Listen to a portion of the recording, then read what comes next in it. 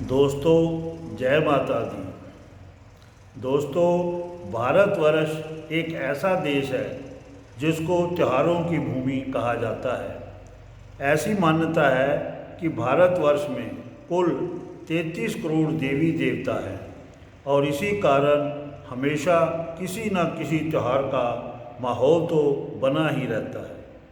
इन्हीं पर्वों में से एक ख़ास पर्व है दीपावली, जो कि दशहरे के 20 दिन बाद मनाया जाता है।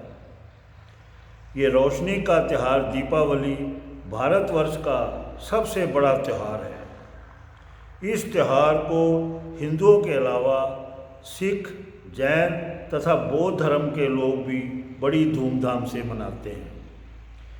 ये त्यौहार अंधकार पर प्रकाश की विजय को दर्शाता है।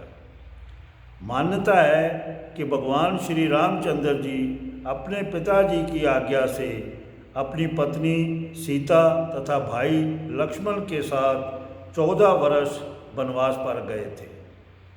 उसी दौरान धोखे से रावण ने सीता माता जी का अपहरण कर लिया था। भगवान श्री रामचंद्र जी ने सुग्रीव, विभीषण, हनुमान जी तथा वानर सेना की सहायता से लंका पर आक्रमण किया और रावण को हराने के बाद उसका वध कर दिया। रावण का वध करने के बाद सीता माता को छुड़ा लिया गया और भगवान श्री रामचंद्र जी जब सीता माता तथा भाई लक्ष्मण के साथ अयोध्या पहुँचे तो नगरवासियों ने पूरी अयोध्या को देसी घी के दीपकों से सजा रखा था और पटाखे चलाए। इसी तरह से इस दिन को दीपावली के नाम से जाना जाता है।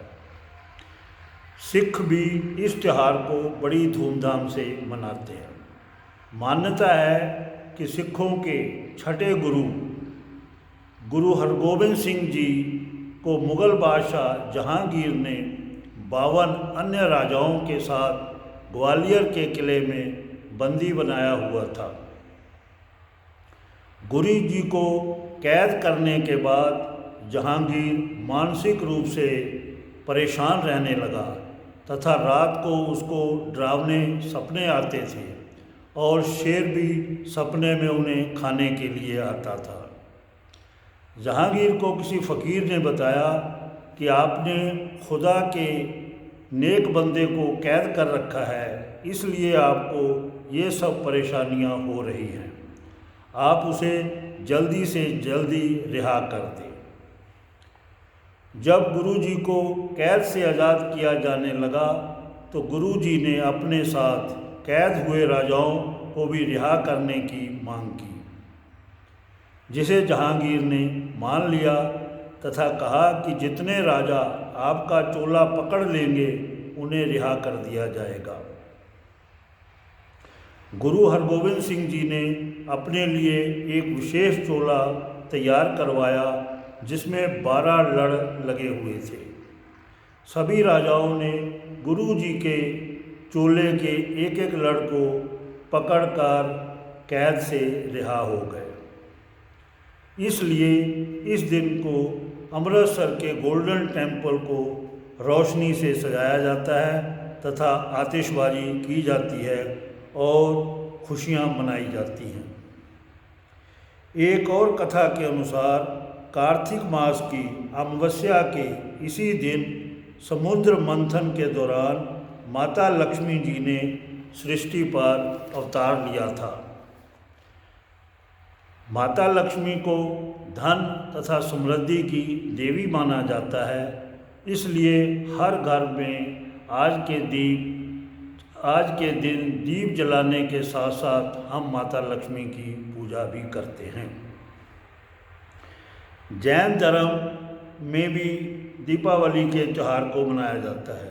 जैन ग्रंथों के अनुसार जैन धर्म के 24वें तीर्थकर भगवान महावीर को इस दिन निर्वाण प्राप्त हुआ था। ये दिन कार्तिक मास की अमावस्या की रात थी, इसलिए दीप और रोशनी के त्यौहार दीपावली को जैन धर्म में भी धूमधाम से मनाया जाता है। निर्माण दिवस पर बिहार के पावापुरी का खास महत्व है। बौद्ध धर्म के अनुयायी भी दीपावली को धूमधाम से मनाते हैं, क्योंकि बौद्ध धर्म के प्रवर्तक भगवान गौतम बुद्ध जब 17 वर्ष बाद अपने अनुयायियों के साथ अपने गृह नगर कपिलवस्तु लौटे तो उनके स्वागत में लाखों दीप जलाकर दिवाली मनाई गई। माता लक्ष्मी जी को धन की देवी तथा भगवान गणेश जी को बुद्धि के देवता कहे जाते हैं। इस दिन इनके पूजन से धन तथा बुद्धि की प्राप्ति होती है, क्योंकि बुद्धि के बिना धन का कोई महत्व नहीं होता। इसलिए कहा जाता है कि माँ लक्ष्मी के घर आने के बाद अगर बुद्धि का उपयोग ना किया जाए तो लक्ष्मी जी को रोक पाना मुश्किल होता है। इसलिए दीपावली के दिन पूरे घर को दीपकों से सजाना चाहिए और हर जगह रोशनी ही रोशनी होनी चाहिए, ताकि लक्ष्मी जी आपके घर पधार सकें। इसके बाद माँ लक्ष्मी जी की प्रतिमा के साथ गणेश जी की प्रतिमा रखकर पूजा करें। दोस्तों, आप भी माता लक्ष्मी जी के साथ साथ गणेश जी की विधिवत पूजा करके अपने घर में धन, बुद्धि तथा यश की प्राप्ति कर सकते हैं। माता लक्ष्मी आपके घर में धन तथा समृद्धि दे, आपका परिवार प्रसन्न तथा खुश रहे। दोस्तों, जय माता दी।